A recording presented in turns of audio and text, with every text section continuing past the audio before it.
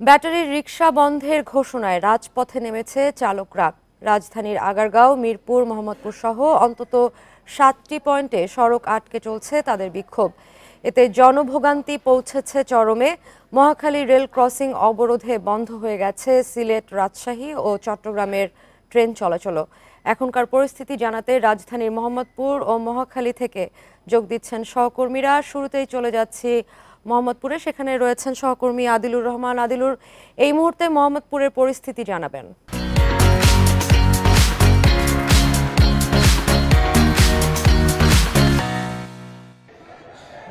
দেখুন, সেই সকাল ৯টার পর থেকে এই মোহাম্মদপুরে অটোরিকশা চালকরা অবস্থান নিয়েছে। সেই অবস্থান কর্মসূচি এবং তাদের যে বিক্ষোভ, সেই বিক্ষোভটি আসলে এখনো চলছে। সময় যত গড়িয়েছে তত কিন্তু আসলে আন্দোলনকারীদের সংখ্যা অনেক বেশি বেড়েছে এবং কিছুক্ষণ আগে আমরা দেখেছি যে আইন শৃঙ্খলা বাহিনীর সদস্যরা এই আন্দোলনকারীদেরকে এই সড়ক ছেড়ে চলে যাবার জন্য অনুরোধ করেছিল, কিন্তু তাতে সাড়া দেয়নি আন্দোলনকারীরা। তাদের যে আন্দোলন, তাদের যে বিক্ষোভ, সেটি আসলে তারা চালিয়ে যাচ্ছেন।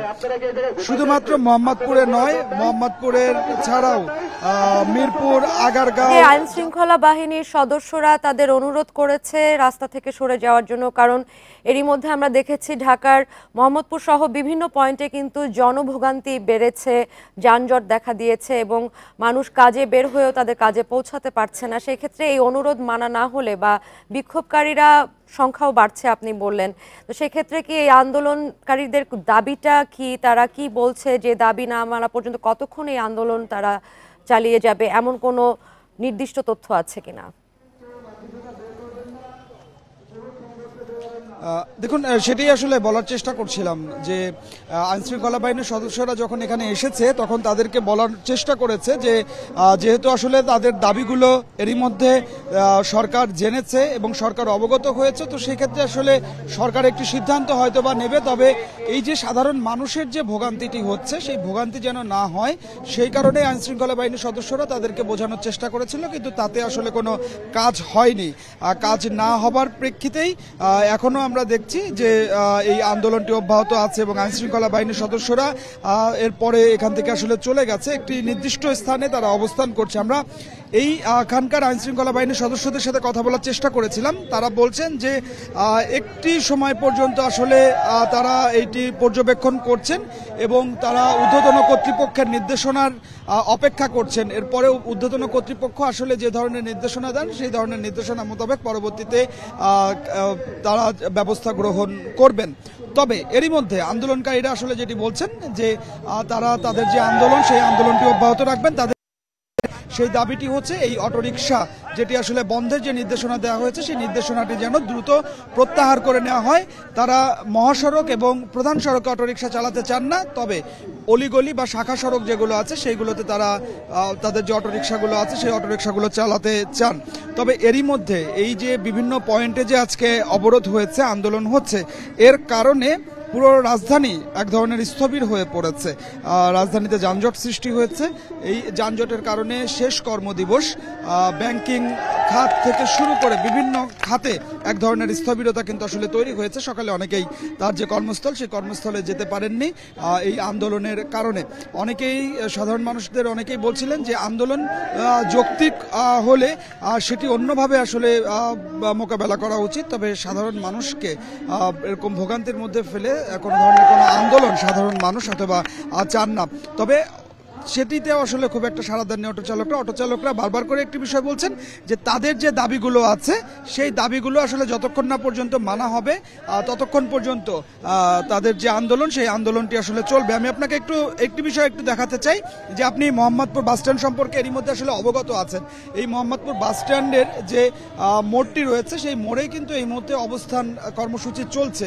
এই মোড়ে অবস্থান কর্মসূচির কারণে পুরো যে মোহাম্মদপুরের সঙ্গে রাজধানীর অন্যান্য এলাকার যে যোগাযোগ, সেই যোগাযোগটি আসলে বিচ্ছিন্ন হয়ে গেছে এবং অনেকে এই আন্দোলনকারীরা হয়তোবা যে অ্যাম্বুলেন্সগুলো আছে সেই অ্যাম্বুলেন্সগুলো ছেড়ে দিচ্ছে, কিন্তু অনেকের চিকিৎসার জন্য রিকশায় যেতে হচ্ছে বা সিএনজিতে যেতে হচ্ছে, তারা কিন্তু আসলে ভোগান্তির মধ্যে পড়েছেন। এবং অনেক রুগীরা আসলে অভিযোগ করছিলেন যে কেউ সেই শাহবাগের বারডেম থেকে পায়ে হেঁটে মোহাম্মদপুর পর্যন্ত এসেছেন, বা এই মোহাম্মদপুর দিয়ে পায়ে হেঁটে তারা ধানমন্ডি বা অন্যান্য জায়গাগুলোতে আসলে তারা যাচ্ছেন।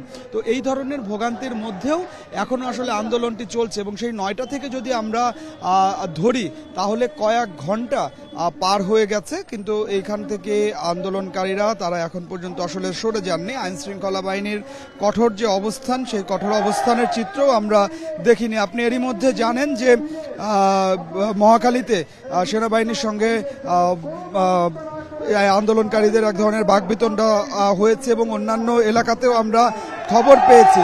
যেমন আমি আপনাকে গাবতলীর মাজার রোডের খবরটি আসলে বলতে চাই যে গাবতলীর মাজার রোডেও সেনাবাহিনীর সদস্যরা আন্দোলনকারীদের সঙ্গে এসে কথা বলেছেন, এবং তারা বলেছিলেন যে তারা যেন সড়ক ছেড়ে চলে যান।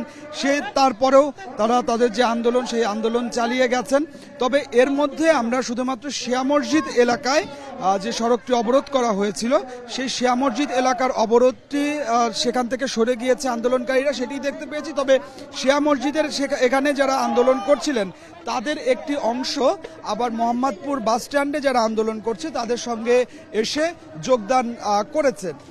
আন্দোলনকারীরা বারবার করে একটি বিষয়ই আসলে বলছেন, তাদের দাবি আসলে একটি, সেটি হচ্ছে যে তাদের অটোরিকশা বন্ধ করা যাবে না।